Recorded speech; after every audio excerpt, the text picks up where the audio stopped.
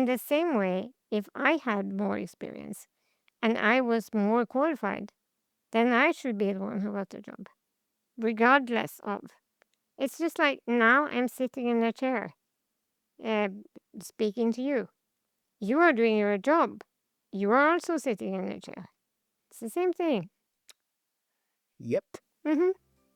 I'm gonna stand up now just to piss you off. Okay. But I won't get pissed off, so it's fine.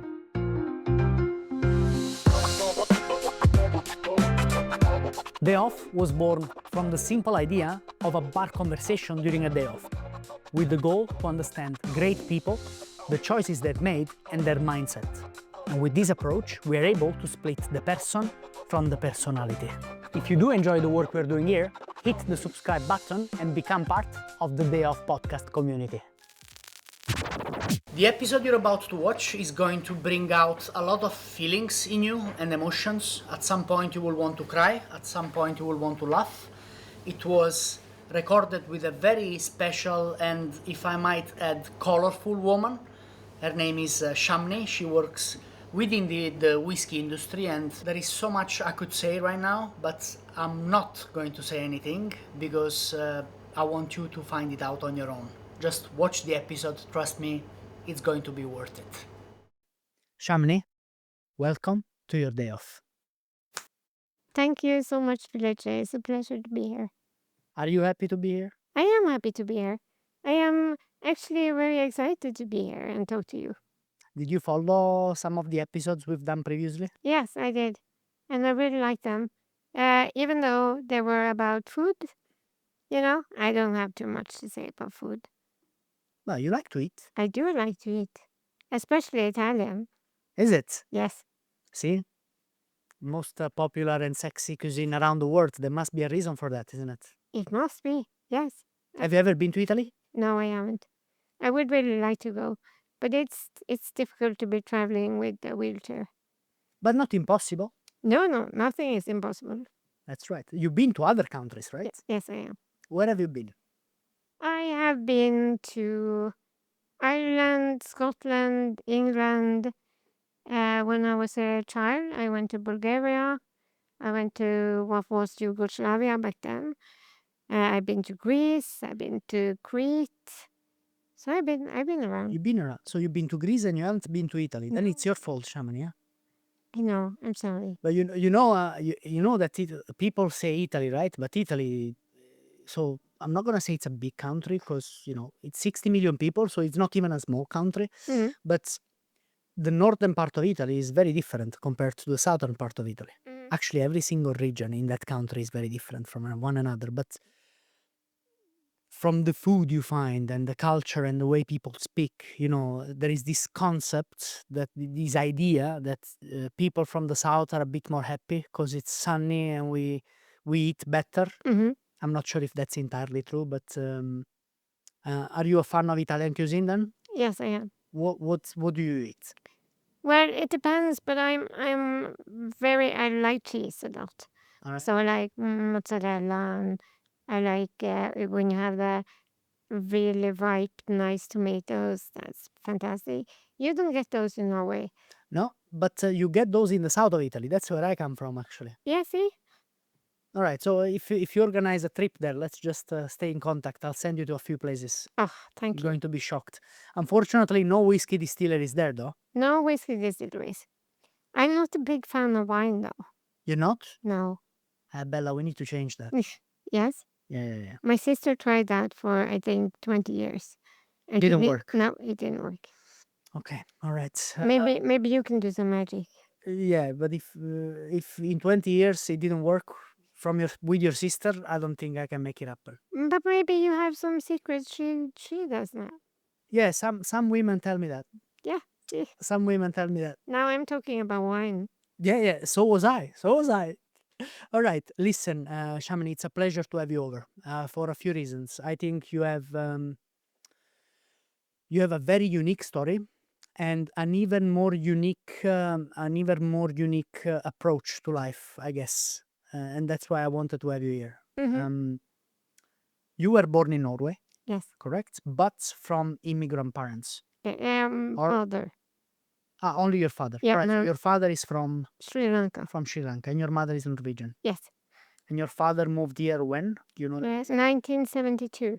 He was one of the first immigrants to come from Sri Lanka to Norway. Right. Is there a big Sri Lankan population in Norway at the moment? It was, I think, in the beginning, yes.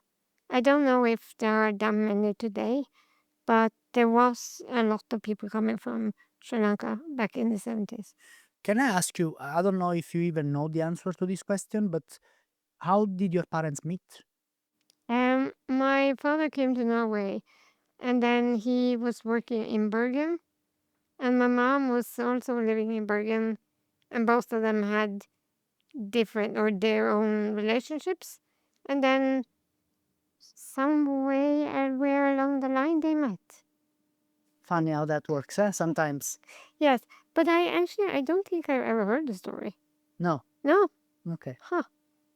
See? That's something for you to think about. I don't know if we want to know that. Yeah, I feel you. Sometimes it's better not to hear certain things. Yes. But anyways, and you were born what year? 1979. 79.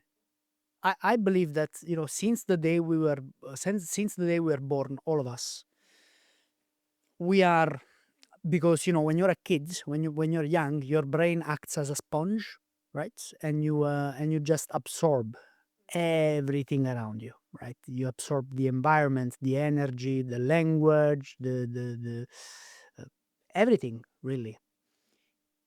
Is there anything from your childhood that you learned really, really young that it's still with you nowadays? Yes. What is it? English.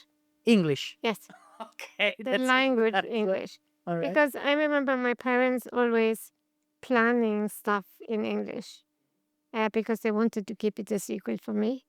So, for instance, if we're going on a vacation, they would speak English because I didn't know what they were saying. Until one day when I was 3 years old, they were planning a vacation to Sweden. And I said, I want to go too. Then they knew. Now she knows English. Can I ask you why they wanted to keep it a secret from you? I'm guessing it was just like I wasn't supposed to know in case it didn't work out, or, they were just planning stuff. Right. So they were afraid, they didn't want to disappoint you. I'm guessing, yes. Right. And then you said, I want to go too. Yes. And then they understood. Yeah. And then they knew, okay, no more secrets. But how old were you then? 3. Okay. Right. And so English you picked up from your parents. Mm-hmm. All right. Okay. And then you perfected English with time. Well, I don't know if it's perfect, but I speak a lot of Definitely English. better than mine, Bella. I can tell you that. Thank you. But I have a lot of friends abroad, and I also work in Apple, so I speak English on a day-to-day basis. You say you work in Apple, Yes. as in the company. Yes. Okay. How old were you and what were you doing? I am working there now. Oh, you still work there? Yes. Okay. I've been working there for 3 years. What do you do there? I am an data operation analytic. Bella, but I called you here to talk about whiskey. I wish I would have known you were working at Apple. Why? All right. Well, it's a cool job. I wish I could No. work at Apple. I would much rather talk about whiskey. Okay, all right. So tell me again, what's your position there? Data operations analytic. Data operations analyst. Yes. What does a data operation analyst exactly do? We analyze data. Yes. Right? Bit more into the specifics, No, please. first and foremost, I can't really speak about my job because it is like I have signed an NDA. Right. Non-disclosure agreement. Yes, but it is training artificial intelligence. So it's training the voice assistant, which everyone knows as Siri. That's really cool. Yes. Well, I guess there is an office in Oslo, or you work from home. How does that work? I am hired in the European headquarters, and that is in Cork, Ireland. But then I couldn't stay in Ireland because of my situation, and I had to move back to Norway, and they let me keep my contract. So Is it a full-time contract, if I may ask? it is a full-time contract, but it's only working from home. Right. So it is, to me, it is a bit lonely, and it's a little bit depressing as well, because I am a very social, outgoing person. So I need that human contact, and I'm not getting that from my job now. Hence why you are into whiskey. Yes, I exactly. figured. I figured. All right. Well, you mentioned about your situation, Hmm. and I see a wheelchair in front of me. Yes. What is your situation exactly? Well, I was born with a condition called spinal muscular atrophy, and it is a muscular disease that is progressive, meaning that it will get worse and worse. And you've had it since birth or since very young, Yes. like as long as you can remember. Yes, I was walking until I was maybe 6, and then I didn't have the strength to do that anymore. Do you still remember how it feels like to walk? Yes, but I don't remember it as something I miss or something I'm lacking. It's just something that wasn't listened anymore. Earlier in our previous conversation, you were telling me, you know, Felice, many people come and ask me if you could, if you could wish to be able to walk again, would you? And then you said that no, no, I wouldn't. Maybe I wouldn't, because if I could walk, I wouldn't be the same person I am today. No, And I am very happy and proud of the person I am today. I am. Some people will look at it and be like, I don't believe her. And some other people will look at it and be like, that's a really cool way to view life. Yes, but it's like I have a choice of being bitter and in a bad mood or negative, or the way I choose how I look at life. And if I'm being bitter and obnoxious and negative, then that will only impact me. Of course, it will impact you as well, but first and foremost, it will impact me. And I don't see the reason why I should be doing that, really, because we are all in charge of our own lives, and we have to do the best we can with possibilities we have. Do you believe in karma?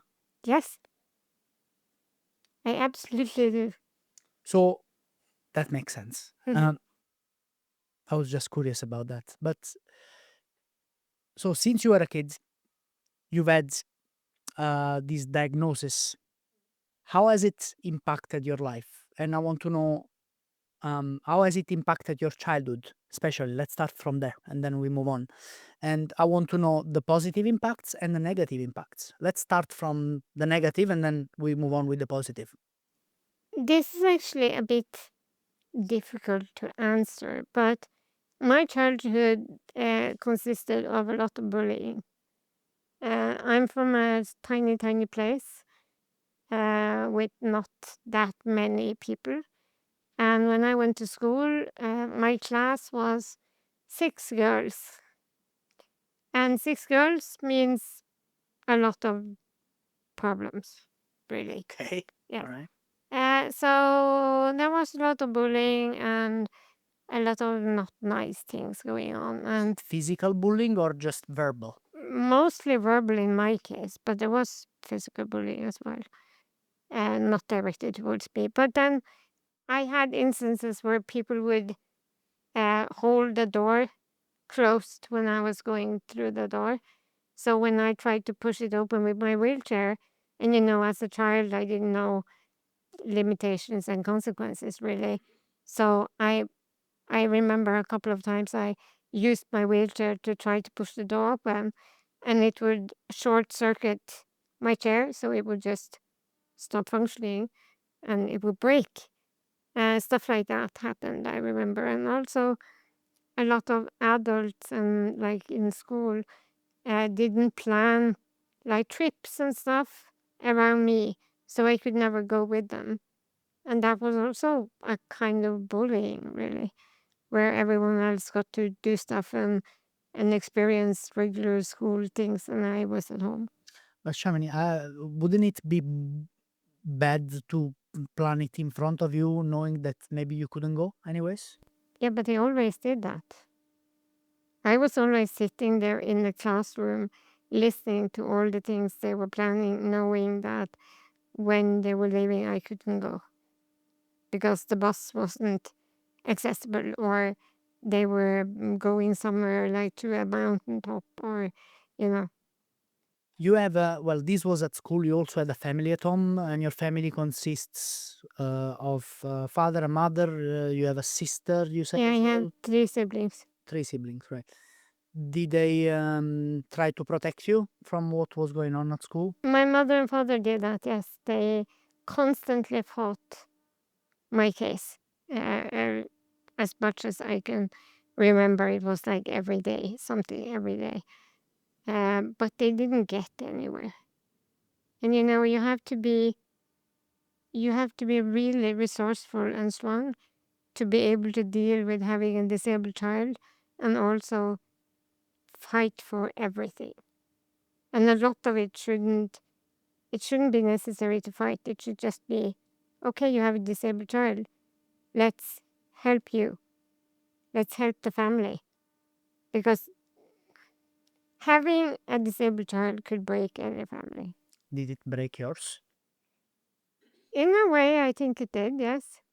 I think there was a lot of um, I, jealousy isn't the right word, but my siblings didn't get as much attention as they should have because I got all the attention.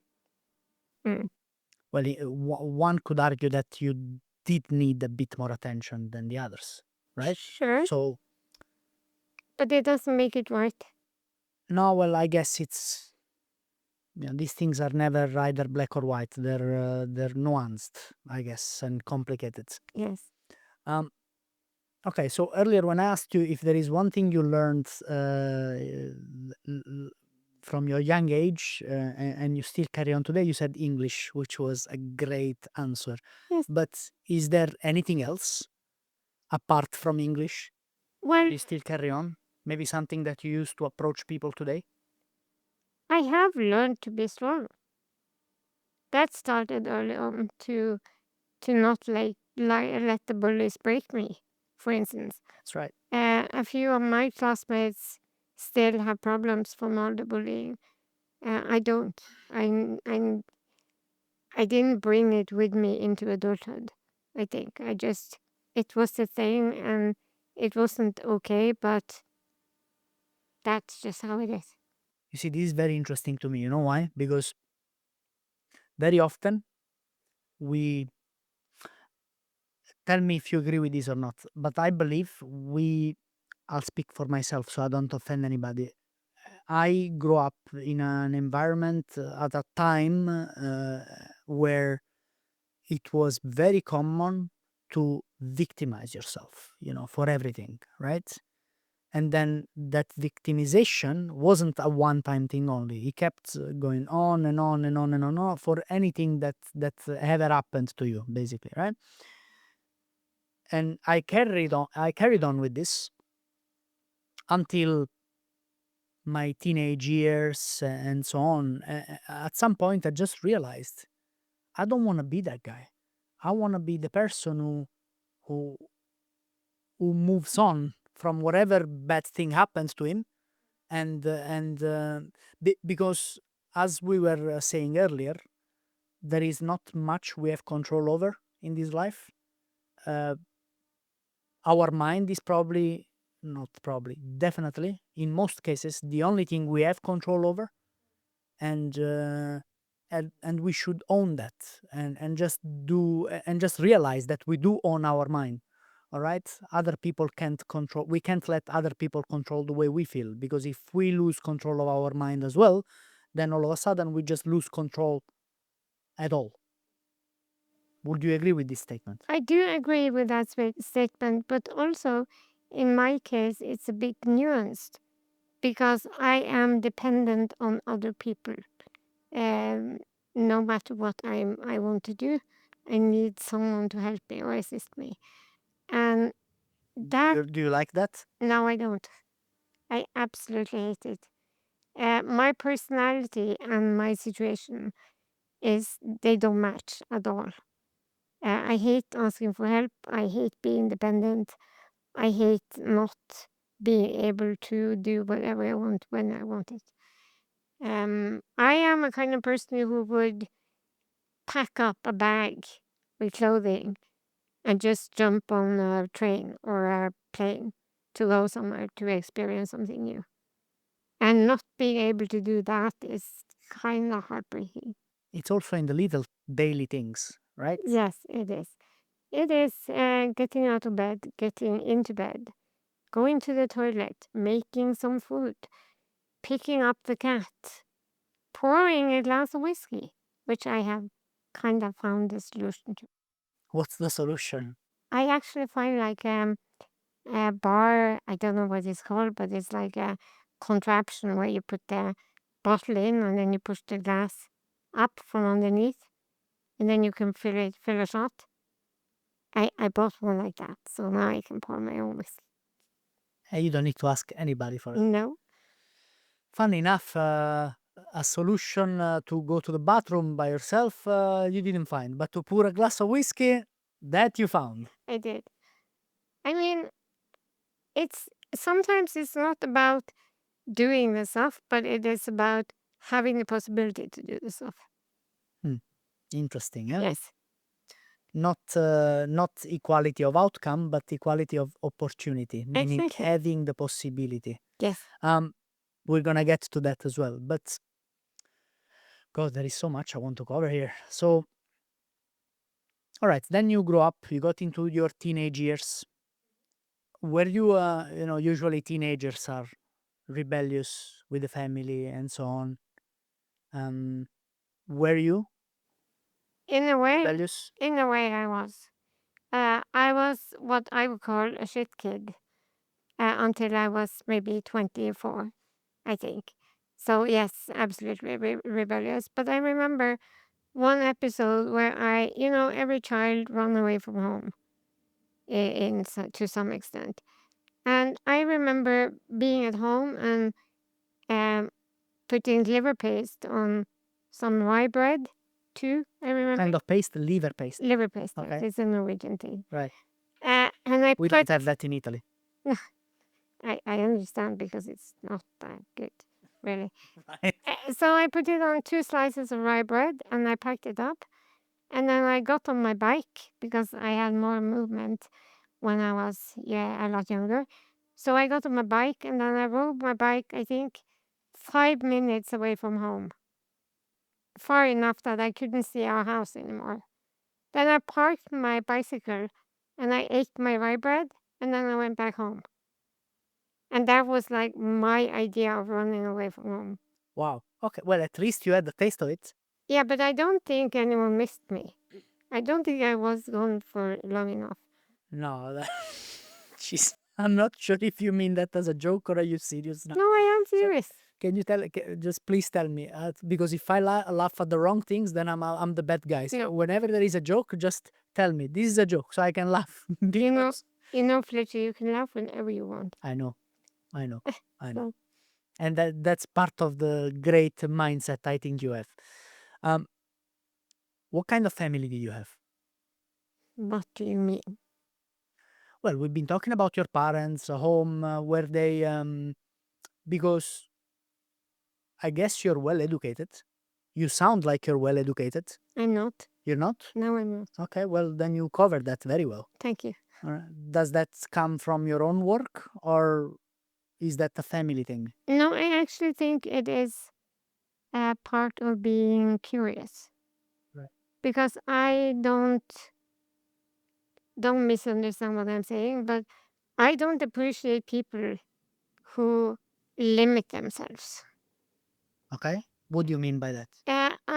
If I meet people who are able-bodied and they tell me that I can't do this, I don't know how. No, I can't. It annoys the crap out of me because if I can do stuff and the things I set my mind to, then I think you can as well, because you have so much more, uh, Possibility. possibility to do it. I think it's all in your mind, not so much anything else. But I am very curious about stuff. So if there is something I don't know, I like to educate myself. I like to figure it out. And you have done that with whiskey. Yes, and I have also done that with like kitchens. So if you need me to build a kitchen for you, I can do that. I can't do it like with my arms, but I can instruct somebody to do it. Right. Mhm. Interesting. I'm weird. I was gonna ask you, can you build me a kitchen? Yes, I am. Might need it for the new apartment Cool. when Just I have money to buy it. Just So call me. we're very far away. I'll call you. Listen, we were talking about your disability. Can you, for people who don't know what it is, and I didn't know what it was until I found out that I actually had a family member who was also affected by this, and I didn't know nothing about it. A distant family member. What is it? It is, to sum it up as easy as possible. It is where the back, bone marrow in my back doesn't produce a protein, and the protein is needed to build and sustain muscles. And as it is not producing the protein, the muscles are just wasting away, really. So you essentially, to make this very simple, you get weaker and weaker with time. Yes, And you said it's progressive, yes, meaning it will get worse. yes, Do you feel it has gotten worse? yes. And you feel it is getting worse Yes. with time? Yeah. Right. What's the worst outcome? I will die Well, At- eventually everybody will. at some point. No, but to me, maybe the worst outcome is being stuck in a wheelchair, not being able to talk or eat or drink or use my hands. Will you get to that point? Possibly, yes, unless I die before that happens. Is there anything you can do to prevent it? No. So you have already made peace with the fact that you might get to a point where you need people to feed you, or you can't even do that anymore. Yes, but if I can be completely honest with you, Please be. I would much rather, and it's kind of dangerous to say this out loud, but I would much rather decide over my own life before I get to that point. How does that work legally in Norway? Is that allowed? No. Do you think that's right? No. I think that the last thing you have control over and a say over yourself is your life. And I do not understand why anyone else is supposed to be allowed to act like God and decide over you, if you believe in God. Do you? No. Atheist? More agnostic. Agnostic. I believe in karma. Mm-hmm. I see. Whew. Okay. Intense. Let's brighten up a bit. Mhm. Do you like comedy? Depends. On what? Depends. Depends on the comedy. Yes. Thank you. What kind of comedy do you like then? I like Monty Python, for instance. Classical comedy. Uh-huh. Mm. Well, I- the dry humor. That's Yeah, I have. it's British, right? Yes, I have quite dry humor. Yeah. I love bet. that. I love that jokes. All right. Okay. What about dark humor? Are you a fan of that? Yes, I am. Maybe a bit too much. No, there is no such a thing as too much. Well, isn't that funny? Because how would you feel if if let's say you go to a show, right, and a comedian started making fun of you? Would you laugh or would you be pissed off? Oh, I would laugh. You would laugh, huh? And I will tell you a story. When I was living in Trondheim, I was in a bar and I kinda knew the bartender. We weren't friends then, but we knew each other.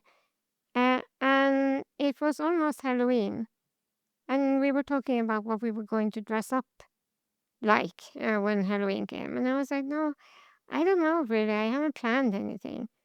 And then he looked at me and he wasn't thinking. And then he said, you could dress up as a carrot. And I immediately, like, I started laughing. And I laughed so hard I almost died. And you could just see the color draining from his face because he just realized that he had actually called me a vegetable. Yeah. And I thought that was fantastic. So I'm definitely going as a carrot on Halloween. This is amazing, Bella. You know why? Because I think if you can laugh at something, then that thing cannot touch you. I think laughing at even dark things like that showcases a certain amount of strength as well. Mm, Not physical strength in your case, but mental, which is probably the most important. maybe. Yeah. Of course. Imagine, I rather be very mentally strong and physically weak than very physically strong but mentally weak. I agree. Because then I could walk, I could do all the things you can't do. But then as soon as somebody tells me something out of place, then I'll be crying for months. So if I would have to choose between the two, I'd rather be mentally strong. Yes, and I'm really glad that you see that in me and that you say that because I have many friends with different disabilities, and I know a lot of people are afraid of going out, like leaving the house or going to bars or just going out drinking or having fun with friends because of all the ignorance we meet outside. But then you have me. You can say whatever you want to me, and I will just go like, your problem, not mine. Yeah. You can't hurt me with your words at all. So I have kind of made it like my mission to go out and to show people that people in wheelchairs can also go out and have a drink or get drunk or be social and do fun stuff. Uh, to make it more normal. And then people can say stuff to me and I'm fine with it. And then they can leave other people alone who aren't as strong mentally as I am. But you became mentally strong, right? You weren't always mentally strong. I actually think I've been like this forever. For sure, you were born with it, but it's a skill that you developed more and more with time. I mean, it became better with time, right? Because when you were a kid and you were bullied, I guess you were not very happy to be bullied as a kid. No, I weren't. And I remember situations where when we were maybe 14, 15, and we were starting having boyfriends and girlfriends. Right. And I was never cool enough. And I remember that hurting. So, but when you are 14 or 15, you are in the process of becoming a person. So I guess before I became that person, I was insecure maybe and well not as mentally strong as I am. Now I'm just like, yeah, whatever, not my problem. You introduced the concept of relationship. I want to understand how does you had relationships before? You told me, right? You had one long one of 6 years. Too long, so Too long. two long ones of 6 years. Both 6 years. Yes, I apparently I have a 6 year crush. Yes. See, I think 6 is your number, girl. Yes, Yeah.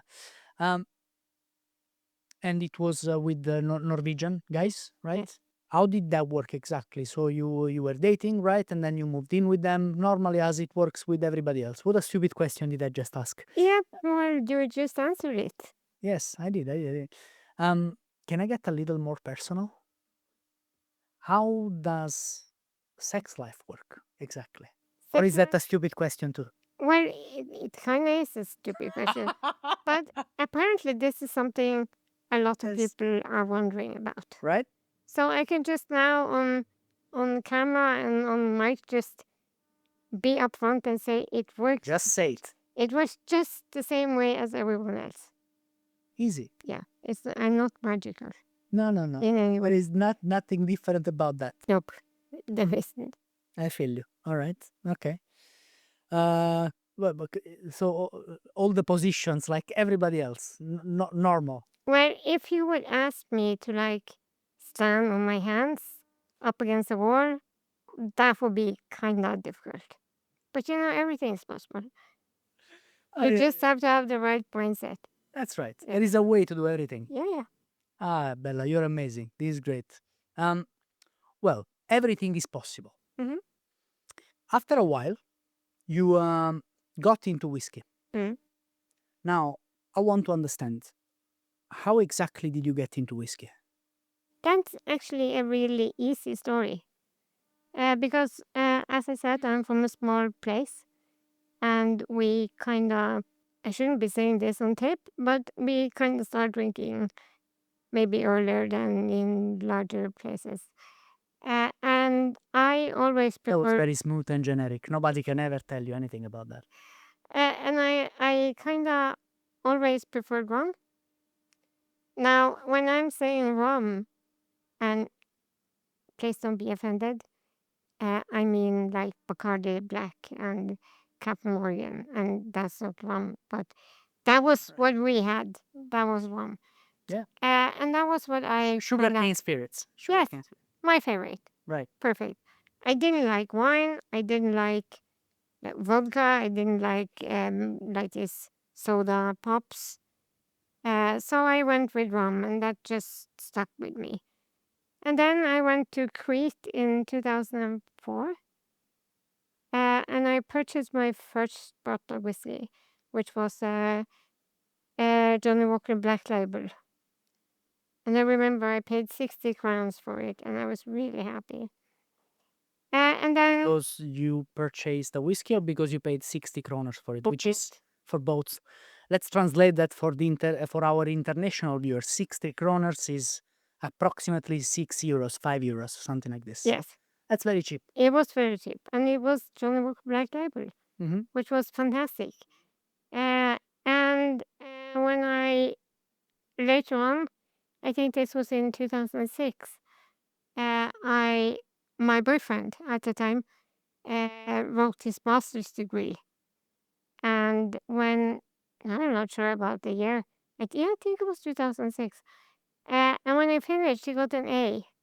So I figured I would do something nice for him. So I purchased a bottle of 𝒟𝒏𝓎𝓙, I think it was 15, and I gave it to him. And then, of course, I had to taste it myself. And it was so smooth and so like cream. It was, oh. And after that, there was only one way, and I was down. So that was how my whiskey journey But started. now you're more into Irish whiskey. Or?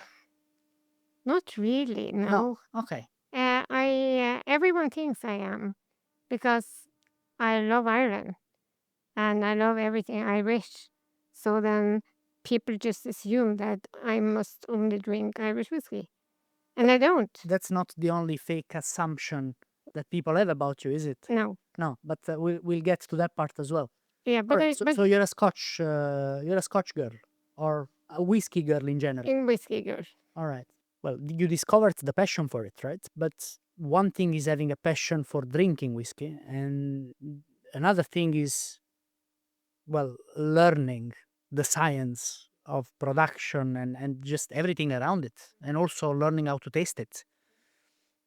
One of the biggest misconceptions, or one of the, well, one of the biggest mistakes I see people making is that they read a couple of blogs, go on Google, they read a few things, and then they think they know everything about whiskey. And people just don't understand that in order to become a spirits expert, actually an everything expert, right? You have to study the theory, and then you have to practice what you learned Mm-hmm. the right way, right? Mm.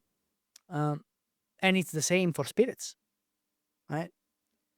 Now, how did you go about the process of developing skills in order to being able to assess as well, as a professional? Essentially, how did you approach the process of becoming a professional in the whiskey industry? Well, first and foremost, I don't look at myself as a professional. Okay, how do you look at yourself as? A whiskey enthusiast, Okay, all I right, think. fair enough. And this is because I think it's important to be humble first and foremost. It's And important to be real. yes, but it's also important to be humble. And some might argue and say that I'm kind of a little bit too humble, that I don't acknowledge my own skills. But there is always something to learn. And I learn new stuff every time I drink a whiskey. And I have also learned that whiskey is really, it's really subjective. Okay. So it doesn't really matter what I think about the whiskey. It matters what everyone thinks about the whiskey they are drinking. So Sure. the way everything really started during COVID. Because when everyone's sitting at home, not doing anything, complaining about the lockdown and stuff, I actually had the time of my life because my world opened up. Everything started happening online, like online tastings and online master classes and online everything whiskey. So I made it a point to attend as much as possible in Ireland, in Scotland, in England, in Norway. And I don't have the sense to keep my mouth shut. So I spoke a lot. And Figured. yeah, and I made myself known. So I started talking about what I felt about whiskeys and the notes I was tasting. And in the beginning, it was just like, yeah, this is a good whiskey, and that's not a good whiskey. But then after doing it and doing it and doing it, uh, I started being able to put things into words and descriptions. And then I figured, well, I would like to get the certification. So I did the WSET level 1, Award in Spirit. Then I did the level 2 Can I ask you where you did it or how? through a teacher in Ireland. Right. So I did it online Mm. because I didn't know there was such a thing in Norway. So now I Back only. in the day, there wasn't until an Italian guy came and opened a school. But Yeah, let's not talk about him. Let's not talk well, about him. well, I'm kind of interested about talking about him because Many women have said that. I, Yes, because I would like to do a level 3. Mhm. And I know it's kind of expensive, and I am debating whether or not I should because I don't have a job in the industry. So I'm thinking maybe it's a waste of money to do it. But I feel like with whiskey, I feel like I have finally found something I'm good at. And I enjoy it and I'm passionate about it. And when I can pour my passion into it, I become even better. That's right. Mhm. So, how long have you been into whiskey for? Since 2006? It's a long time. Yes, a long time. And you've held tastings, I've seen master classes and Yeah. so on. Um, well, since 2006, you said? Mm. What would you say is your biggest achievement in whiskey? My biggest achievement is definitely launching or blending and launching my own whiskey now in March. You launched your own whiskey. Yes. How did you go about that process exactly? Uh, Again, since I have been talking a lot and people know me in Scotland and in Ireland, Woven whiskey makers reached out to me, Nick Ravenhall especially, and he asked me if I would like to blend a whiskey with them. And at first I thought it was like an experience, just like a fun thing, like here you can play with some whiskey. And I was super happy about that. And then I sat in the tasting with one of the Norwegian importers, and he just casually mentioned to me that they were planning on selling it at Vinmonopolet. And I was like, what? Like, what? Yeah, of course we are selling the whiskey. So, Vin Monopolet, for our international viewers, is basically a government state alcohol department that is in charge of basically selling spirits and alcohol in Yeah. general. Yes, So, wine, spirits, and beers in Norway. yes. and regulating the market. And yeah, regulating the market. So that happened. And at first, I actually thought it was a joke because it sounded way too good to be true. But then It's not a joke. no, it wasn't a joke, and they made it happen. And I remember I was sitting at home by my desk, and the desk was full of samples, cost samples and whiskey samples in general. And Rowan had sent all the equipment by mail, so I got that. And I was sitting there with Pete, the master blender of Rowan, on the camera, and we were talking and exchanging ideas, and he was asking me what I was looking for and tasting notes and flavor profiles. And then I just blended it together and I made what I wanted my whiskey to be. Okay, and how did it go? Because it went eventually on the monopoly, right? Did people like it? Well, yes, apparently they did. I launched it first in November last year at Oslo Whiskey Festival. And I remember I got 2 bottles unmarked because they came straight from Scotland. And that 2 bottles was all we managed to get for the festival. And I remember I actually emptied both bottles just as the festival closed. And of course, most people were very happy about it, and they liked it, and they had a lot of nice things to say. But there was also a couple of people going like, "No, we don't like blends. Ew, blends. No, we don't drink blends." And then I was like, "No, okay, sure, your loss, really." Uh, and then it launched for What real. does it even mean we don't like blends? No, I don't know. It doesn't mean anything. No, it doesn't. You can say I don't like this blend because of this and this and this. Mm-hmm. But to say I don't like blends, Mm-hmm. it's like saying I don't like Italians. What does that mean? For instance, yes. Like it doesn't make any sense. No, and as I was speaking about with my situation earlier, it's like you are the one who's missing out. And that's what I tell people who say I don't like Italians. Yeah, by the way. of course.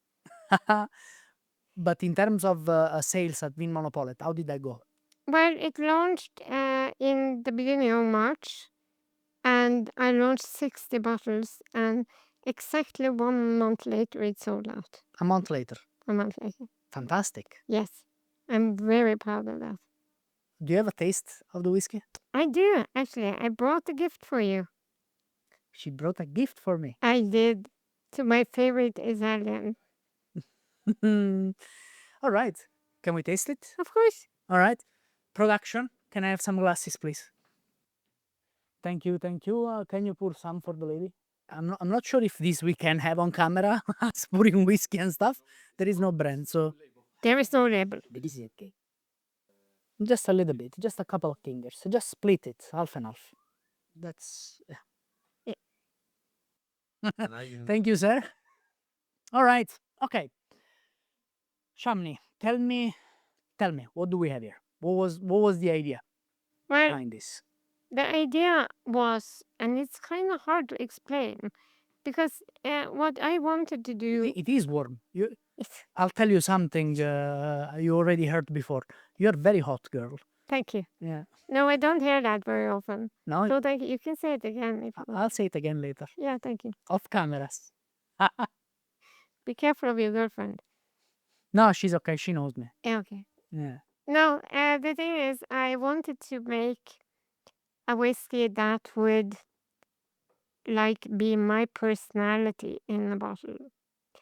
And I know that sounds weird because I can hear that every time I say it. But I wanted it to be a whiskey where if you know me and you taste it, you can go like, yeah, I know this is Shamini's whiskey. And I also wanted to make a whiskey that would put a smile on anyone's face.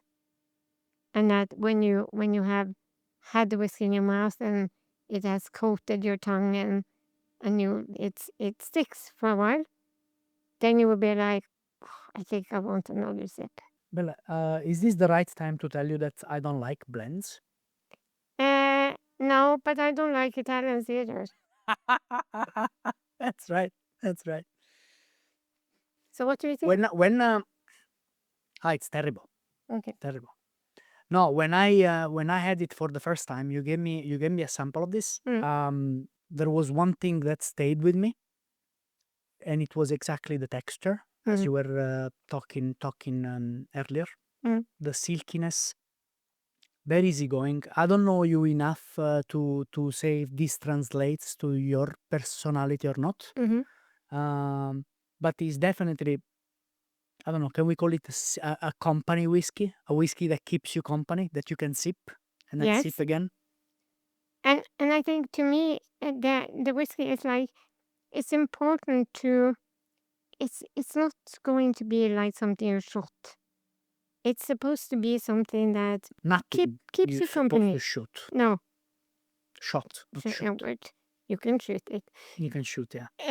But the texture was like a main point when I made it. I wanted it to be like having a silk cloth on your tongue, and then not something that just disappeared. I wanted it to stay. Some whiskies are a bit more complicated, and they have so much depth, and these whiskies are great to have once a week. Some of them even once a month. But I guess this is something you can have every day. But it's elegant and it's well balanced, and it keeps you company. Thank you. And there is quite a bit of fruit there too, Yes. which is quite nice. I am a big fan of like apples, pears, peaches. And that was some of the things I wanted to put into it. And the funny thing is, and going back to assumptions, everyone who knew that I was launching a whiskey was expecting an Irish blend. So they came up to me and they were like, yeah, of course, this is an Irish blend. And I was like, no, it's not. So what is it? And it is actually a blend between grain whiskey, Scotch, and American bourbon. And I don't know of anyone who has done that before. Did you have any troubles in because you did master classes before with producers and companies in Norway? So one might say, well, Shamini, you've done all these things, so where is the problem? I guess the logistics, are a bit more complicated compared, the logistics for you to go and attend a tasting are a bit more complicated compared to me, for example. But they're not that complicated in the end of the day, right?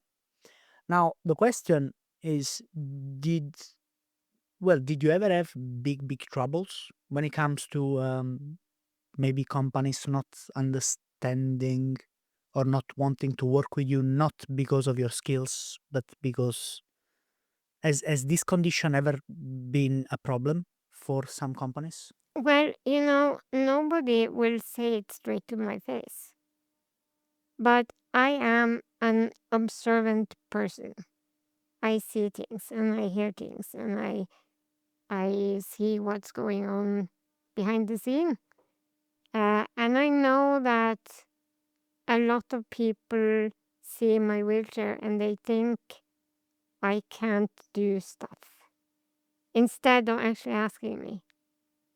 And that is one of the most frustrating things to me, because if you just ask me, then I can give you an honest and correct answer. I know that I have been disregarded because I can't like set up a stand at the festival. But I have assistants, and those assistants are paid to be my arms. So then I actually have someone to set up the stand. But then I'm disregarded because the company or whoever in question just sees me as someone who can't. And what pisses you off is that they don't come and ask you. Yep. Because then you will tell them, look, I have assistants. This Yep. job can be done. Yeah, or I have a friend. Or I have a friend, or whatever is not your problem is mine. Yes. But I can get the job done. Yeah. I have a difficult question now. Mm. Do you understand why they behave the way they behave? Yes. Do you justify them? I think it is laziness for the most part. I think it is like if they were to hire me, then it would require something else from them. Maybe they would have to ask the questions, ask the difficult questions, and that would uh, force them to do something that's possibly outside of their comfort zone. And many people don't know how to approach me or even how to talk to me. I have experienced not by the industry, but other people. While I'm sitting at the bar with a whiskey in my hand, then someone can come up to me and ask, "Is she allowed to drink whiskey?" What? Yes. No, okay, hold on a sec. This happened. This is a real thing. Yeah, it happened more than once. No, okay, all right. So you were sitting at a bar Mm-hmm. with a whiskey in your hand, Mm-hmm. and somebody Mm-hmm. came to the bartender No, or my assistant to your assistant, was sorry, sitting beside me. and said, "Is she allowed to drink whiskey?" Yes, And why, in their mind, why wouldn't you be allowed to drink whiskey? because when I am in a wheelchair, then I don't have any control over myself, and I don't have a head that works, a brain that works, and possibly, According to them, yes, Uh. possibly I should be at home. this is ignorance. Yeah. Do you blame them for being ignorant? It depends, really. It depends on, actually, it depends on the generation. Because if it is a person who is maybe 70, they might come up to me and like stroke my cheek and say, "Here, you can have 50 crowns and get yourself an ice cream." That's not ignorance. That is the way they were brought up. It is how they were taught to look at people with disabilities. That's right. So you don't blame them. No, but if let's say a 30-year-old comes up to me and does the same, then I get pissed off. Then I'm not nice anymore. Because then you're choosing to be, well, you're choosing to be an idiot, essentially. Yes. That's your point, right? Yes. Definitely is an age thing, but I also, there is an environmental factor, not environmental as in environment, but as in planet, but Right. environment as in the things around us. Mm. You know, because some people, regardless of age, they were brought up with very old school parents. They never left their small little town, and yeah, how people look at you and how they behave around you, and Yes, but as I said, I am quite self-taught. I like to educate myself, and I feel like people today in like 2025 has responsibility to educate themselves. yep. And that Right. doesn't only go for people with disabilities, but everything in our society. And I feel like the younger generation now is like they don't know anything, and they aren't taught anything because they aren't supposed to experience anything because it might be dangerous. I grew up back in a time where we were allowed to climb trees. Of course, I didn't climb trees, but You didn't, no, but I did other stuff that was like quite dangerous. for example. Falling out of my wheelchair, hitting my head on concrete or asphalt, or hanging after a bicycle, or being on I don't know what it's called in English, but the sleds. I remember one time my parents tied our dog to a sled, and I was in the sled, and the dog just ran, and I Right. eventually fell off somewhere in the middle of the forest. It's big.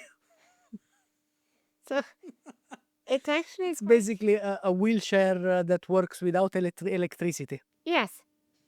And then they had to go looking for me because I wasn't on the sled anymore. So it's actually a wonder that I'm alive. But Jeez. Well, there is a reason if you're alive. yes, There is always a reason. There's a absolutely. reason for something. A close friend of mine, his name is Alessandro Palazzi. He says he's a bartender, a very old one. He's nearly 70 now. Hmm. He's based in London at the Duke's Bar. And he says, he always tells me, Felice, every time I complain to him about something that happens, he said, because I'm Italian and I complain, that's what Italians do. We wake up, mafia, pizza, pasta, and complaining. Mm. That's what we are. So he always tells me, Felice, everything happens for a reason. And the first time he told me this, I was like, okay, you're trying to sound like a smartass now. Yeah, you're trying to sound like a philosopher. But then with time, I realized he was actually right, because things come to the right place at the right time. I think so as well. You believe in karma, so I do. you must agree with me. Absolutely. So going back to the whiskey industry, earlier you were saying, well, my biggest problem is not that they don't hire me, but it is that they don't come and tell me, they just don't come and talk to me directly. They just assume stuff on their own, right? So if there is anything that these people should hear right now, what would that be? It would be, I think, that I possess a lot of knowledge and I constantly educate myself. I always strive to become better and to learn more and to get more knowledge around the stuff that I know, um, so that I can be of value where I need it. And I think that I would be of value to anyone. Uh, but I also think that somebody has to take the first step and give me the opportunity or the possibility to show what I can do. I really think that's the thing that might push me in the right direction. Have you taken the first step yourself? I have made my own whiskey. No, but I mean, to reach out to companies, brands and so on, to basically look for a job or I have done that since around right before COVID. But then COVID came. And as we all know that the whiskey industry is on in a low place at the moment. And I do understand that a lot of companies are letting people go and a lot of whiskey distilleries are shutting down. Um, I know all this, but I also know that almost every time I speak to somebody from the industry, I hear how overworked they are. And I know that there are stuff they could like uh, give me to do. And I do understand that companies are lacking money to pay people these days. But I also believe that if I could get the chance to show the value I can contribute with, then maybe people would look differently on it. Shamini, if tomorrow I started a whiskey brand, the Felice whiskey. Mm-hmm. Let's call it the Felice whiskey. You know what Felice means, by the way? No, Felice, it's the English translation of my name is happy. cool. So if tomorrow I made the happy whiskey, and then I came to you and said, Shamini, um, I'm going to hire you. I don't know how good you are, but I'm going to hire you because, well, I feel sorry for you Mhm. because of this wheelchair and everything you've been through, and I'm going to hire you as my ambassador. Would you take the job? If you wanted to hire me because you feel sorry for me, no. You wouldn't take it. No, I wouldn't. And that's exactly my point. You want to be valued for what you know and what you provide. And as a matter of fact, you can still provide value, Yes, regardless of the wheelchair or not. yes. Because, well, to all the tasting, all you need is, you need to get there, first of all, which you can. Mm-hmm. And then you need your brain, Mm-hmm. and you need your nose, and you need your palate, Mm-hmm. and you need your big mouth to speak, Yes. which you have. And you have all these things, Yes. right? I That's do. why it wouldn't be an issue. So, well, my follow-up question to this was, if you could change anything about this industry, what would it be? I guess you already answered it in a way, but let's just hear it again. Equal opportunities. there is a big, we mentioned it earlier, I'm going to repeat it again. There is, I think, a big, it's the whiskey. There is a big misunderstanding, or people often confuse equality of opportunities with equality of outcome, when in reality they're two very different things. I think equality of outcome, it's not something to be demanded, because it's just wrong, doesn't make sense. I think equality of outcome meaning you generate income for $100,000, I generate income for $5,000, and we should get paid the same. Mm. That isn't right. No. But equality of opportunity means that everybody should get a fair shot. And I am sure, and tell me if you agree with this, if, let's say, you would be selected for a job interview, right? Where they're fair and square, they're nice people, they're fair, they're just following the protocol, and they want to give opportunities to everybody. And they came to you and told you, Shamini, you did really well.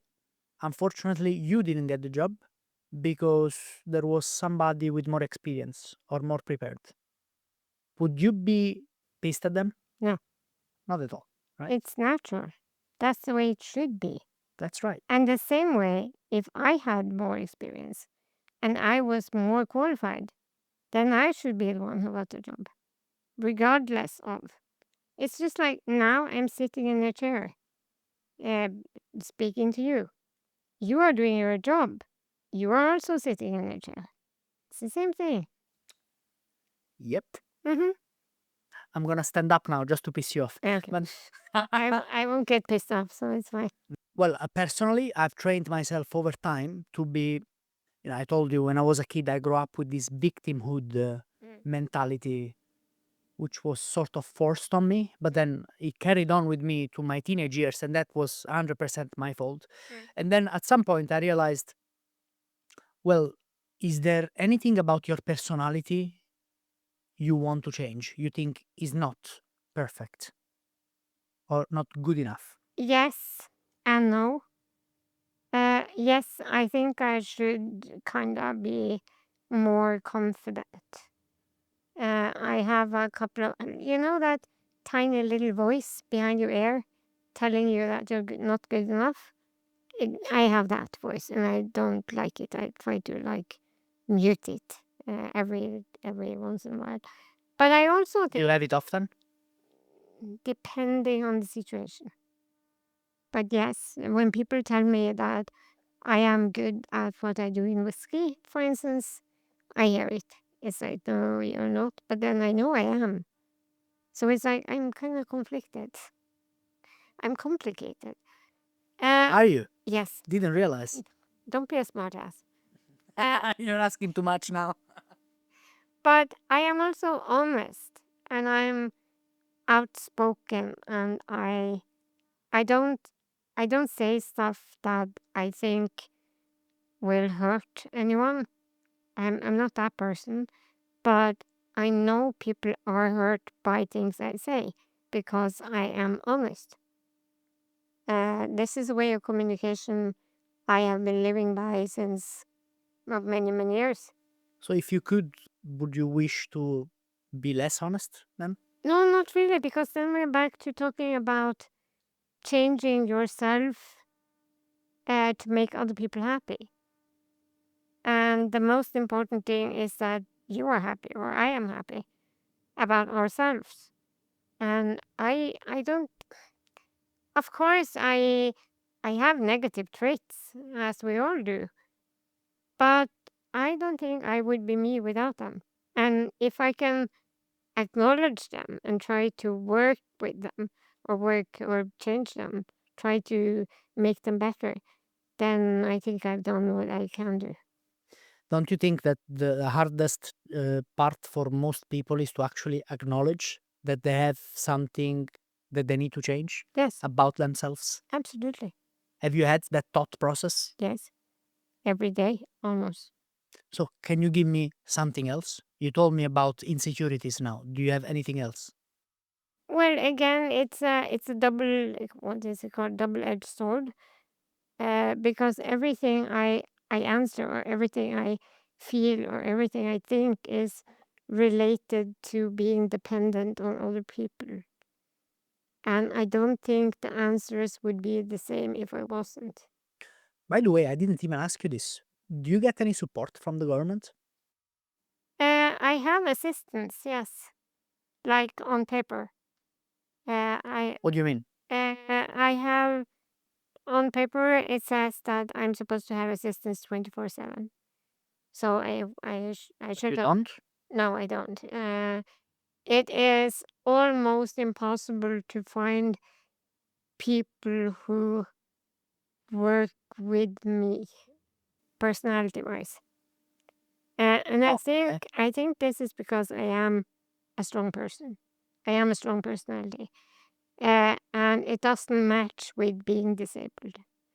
Because when people come into a job with me, I think they think that I am this cute, malleable being Right, that will just sit in a chair and say thank you. right. And I am not that person. I know what I want. I'm a grown up. I'm not a kid anymore. I know who I am. I have a strong belief in who I am. Um I'm stubborn. And I don't want to fill my life with how other people want me to live my life. I want to live my life the way I want to live my life. And I don't think that compute with a lot of people. And that's really frustrating. Because I'm sitting here knowing that I am growing weaker, not every day, but almost every day. And I feel like I'm just sitting here waiting for something that isn't coming because I can't seem to find the people who understand that their job is to help me live my life. So it's a personality issue mostly. I think so. I think my life would be a lot easier if I had had a much weaker personality. If you could change that, would you choose to have a weaker personality? No, because if I had a weaker personality, I wouldn't be alive. Whew. Wow. Have you tried complaining to the government? Yes? And? Uh, But sorry, let me just get this right. Yes. So you do have one assistant, or now, yes. now? Mm. For how long have you had that? She has been working with me for a month, I think. For a month. I think so. How about before? Then somebody else was working for me for maybe 6 months, and then they quit. And So they change every 6 months, month, yeah, year, quite often. but then they quit. Yeah. They quit because you're too demanding, or Yes. right? Can you just translate that for me? Are you that demanding? Depends on how you see it.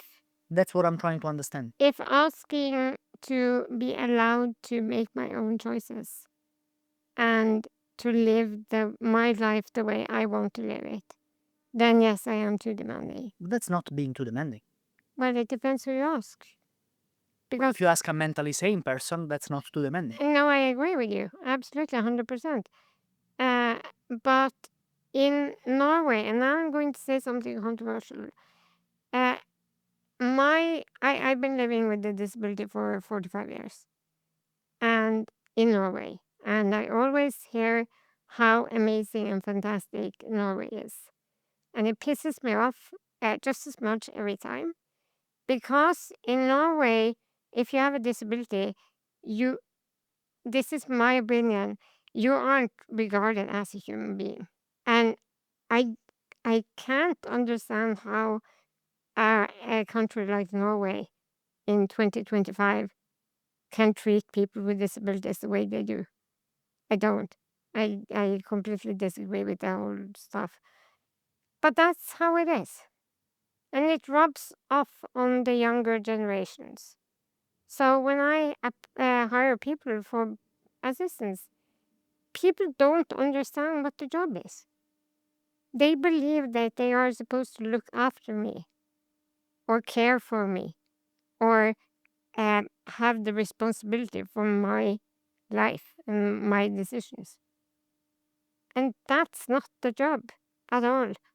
The job is to help me live my life as I want to live it. Because you couldn't live life because that's your only choice. Complicated, huh? Yeah, and the older I get, the more important it is for me to be able to keep the person I am. Your integrity. Yeah, and every time somebody like a 20-year-old tries to decide things on my behalf, it takes a bit of me away from me. And now I'm getting so old, I can't. It's And not time okay. is limited. It Our is. time is limited. It is. And it's not okay. But it's if I feel like I either have to be okay with that or experience the assistant struggles all day, every day. Did you ever have an assistant for longer than a year? Yeah, the longest one I had was 7 years. 7 years. And how long ago did he or she quit? This was when I was living in Trondheim. Right. So a long time ago. Yeah. And that was probably the best assistant you had? No, one of them. One of them. I've had a few. You had a few. Yeah. The sad part is that they come with quite a distance between them. So instead of getting 5 fantastic assistants at the same time, I get one here and one there, and. Shamini, I have to ask you something completely irrelevant right now. Mhm. What makes a good whiskey? Mm, to me, it is a whiskey that paints a picture in my head when I drink it. A whiskey that pulls me into a scene. Okay. For instance, I see or I feel whiskeys in colors. So if I have, for instance, a green whiskey and I drink it and it speaks to me, then it might pull me into a deep, dark forest with a lot of greenery, and you can smell like the forest bed, and you can smell it's kind of damp and moist, and you can smell the tree rotting, and it just puts you in a really cozy.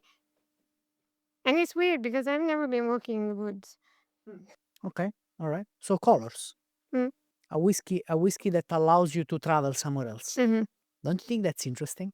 Mm-hmm. Given your situation? Yes. That's your approach to things. That's basically your brain. And honestly, actually, it's not even only your situation because we all have that. We all have ways of escaping, right? I don't know. I find that very interesting. It's an interesting paradox, I think. A lot of things with me are paradoxes. I think with everybody, Bella. With everybody. We're all very complicated. Yeah. Okay.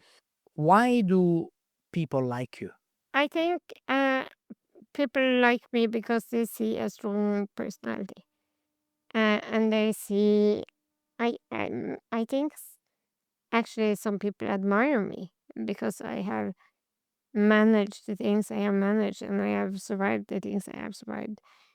Uh, and I think people like seeing that I can do the things I set my mind on. And on the other hand, why do people not like you? I think people don't like me because I'm not compliant enough. I am too honest. I am too outspoken. I am too demanding, or as I would say, not compliant enough. I also think, and this is a horrible thing to say, but I also think some people feel threatened by my intelligence. All right. Okay.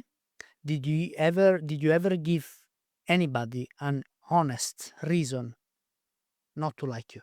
Yes, Because all of that sounds like it's somebody else's fault, right? So I'm trying to find, do you have any fault in that as well? yes, of course I have. For example?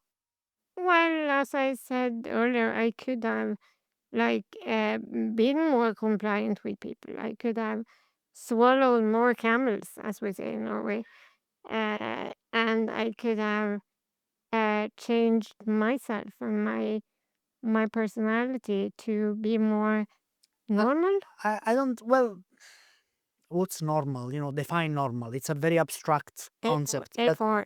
yeah, but I don't think it's necessarily changing yourself, but adapting to the situation sometimes, because that we all have to do, you know. Yes.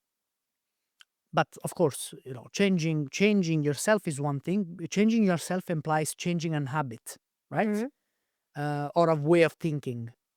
Um, but being able to adapt to situations, I think that's a very positive skill anybody should have, really, because life doesn't, evolve, and that's for everybody, right? Life doesn't evolve around us, Yeah.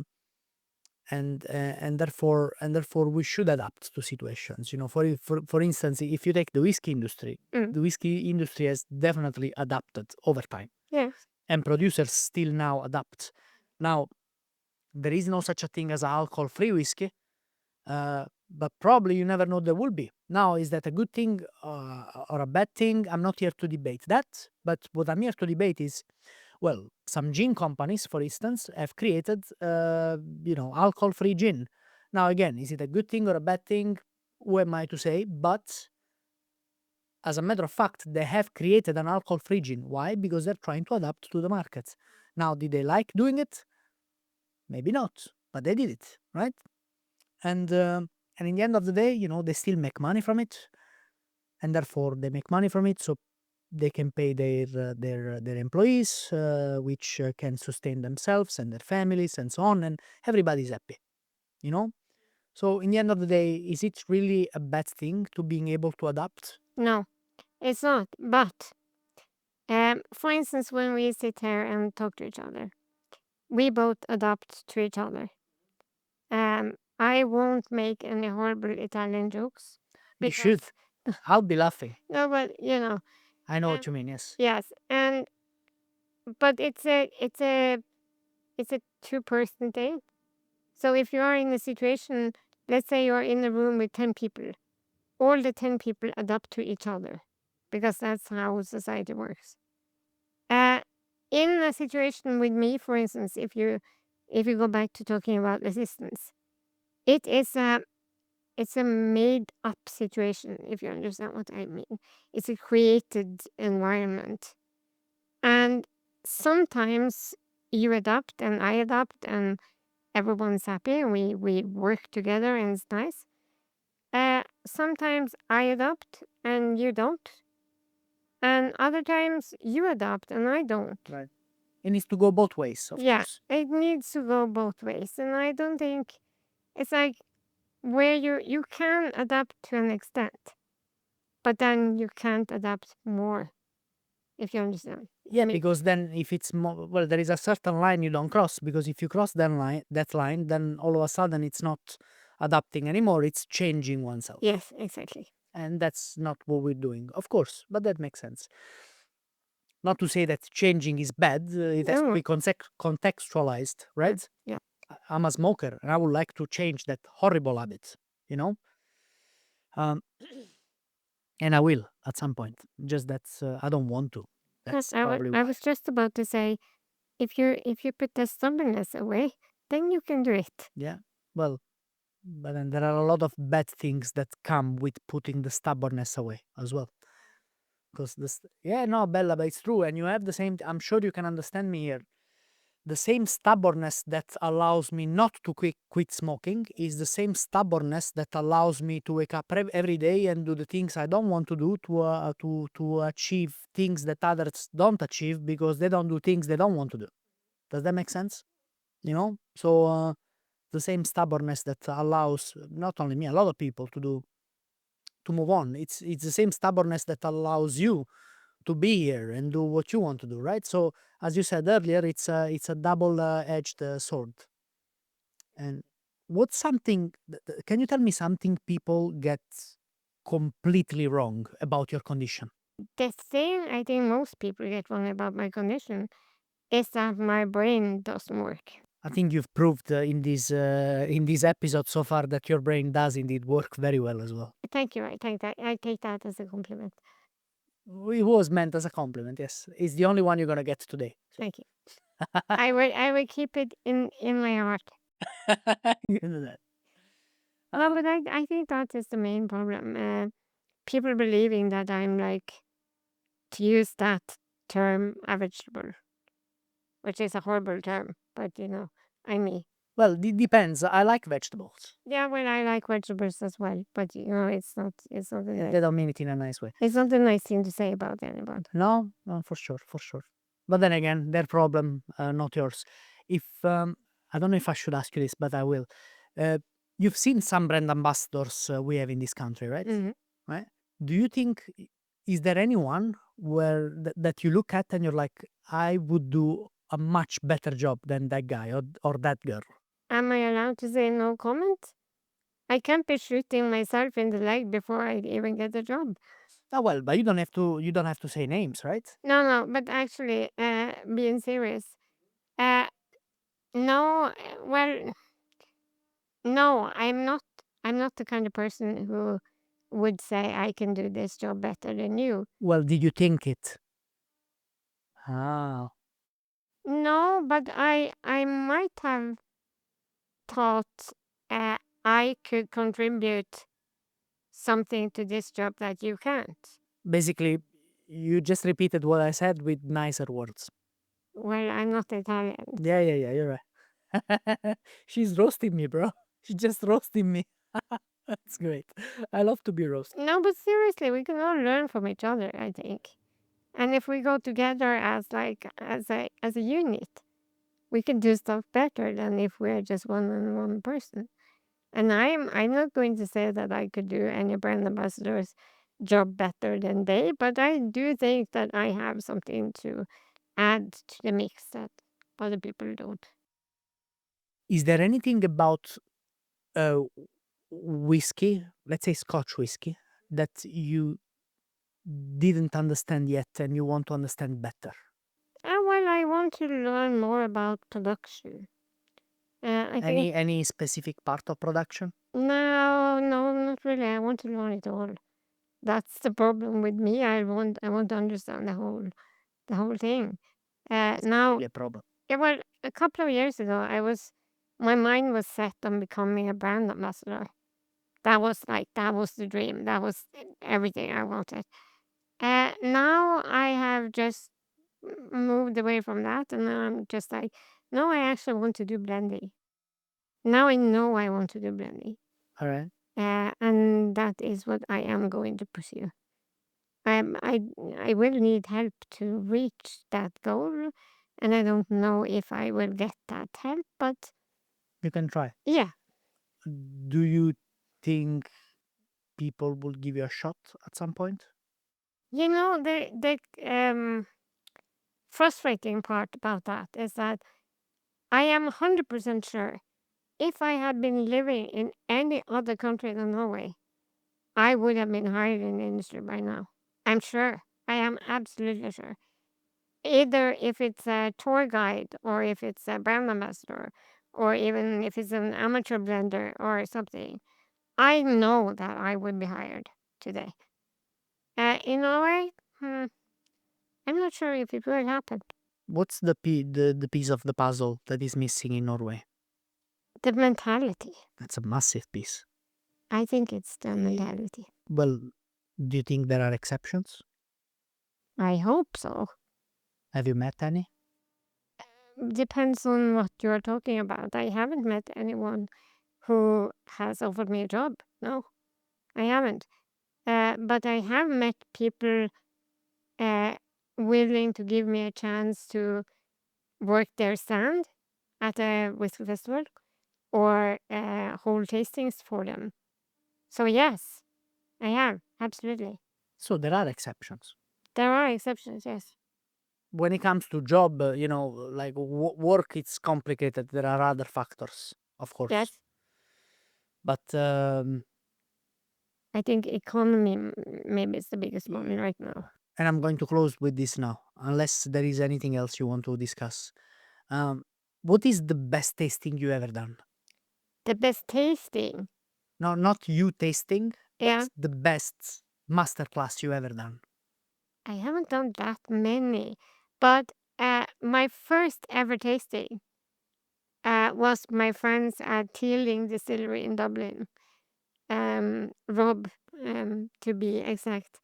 He I was supposed to go to a distillery, and he called me and he said, I have a surprise for you. And I was like, okay, well, what's the surprise? Sure. You are going to hold the tasting at the distillery today, like in an hour. And I lost it sort of, because I was like, I've never held a tasting and I didn't know what to say, and I couldn't remember anything, and I didn't know which whiskeys we were tasting. And he actually, when I say made me, it sounds really bad because it was really fun. But he made me hold the tasting for, I think it was 6 paying customers. All right. And he just threw me in the deep end. And that was the thing that started it all. I think that was the best one. The first one. Yes. Nobody would ever say something like that. No, Usually the first tasting you hold is the worst. Everything is like, first time is like first time you have sex, terrible. First time you hold a tasting, terrible. First time you try a whiskey, terrible. it depends how you look at it. That's right. And if When you look at it philosophically, as I understand. Yeah, well, if he hadn't thrown me in the deep end, I might not have held any tastings. Hmm. That was the first tasting, and it started something. It sparked something. Did it go well?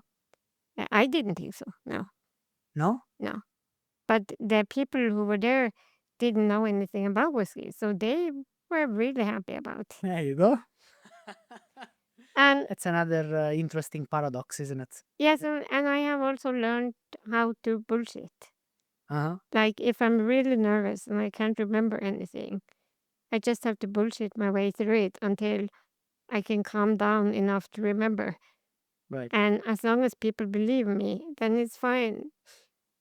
So, By bullshitting, you mean buying time. yes, actually, just talking to people Yeah. and being charming and trying to like calm myself down while trying to talk about something else, or speaking about like general info about whiskey. But this was back in the days. Now, if you would have to hold the tasting, you'll be more than comfortable with doing it, right? I am still extremely nervous when I do it. You are? Yeah, but I think it is because it means so much to me. Right.